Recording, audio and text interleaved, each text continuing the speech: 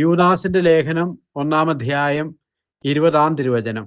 എന്നാൽ പ്രിയപ്പെട്ടവരെ, നിങ്ങൾ പരിശുദ്ധാത്മാവിൽ പ്രാർത്ഥിച്ചുകൊണ്ട് നിങ്ങളുടെ പവിത്രമായ വിശ്വാസത്തിൽ അഭിവൃദ്ധി പ്രാപിക്കുവിൻ. കാരുണ്യവാനായ കർത്താവേ, അവിടുത്തെ ആത്മാവിൽ ഞങ്ങളുടെ വിശ്വാസത്തെ പവിത്രീകരിക്കുകയും ശക്തിപ്പെടുത്തുകയും ചെയ്യണമേ.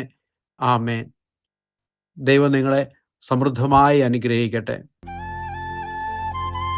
നമ്മുടെ കർത്താവ് ഈശോ മിശിഹായുടെ കൃപയും പിതാവായ ദൈവത്തിൻ്റെ സ്നേഹവും പരിശുദ്ധാത്മാവിൻ്റെ സഹവാസവും നാം എല്ലാവരോടും കൂടി ഉണ്ടായിരിക്കട്ടെ, ഇപ്പോഴും എപ്പോഴും എന്നേക്കും.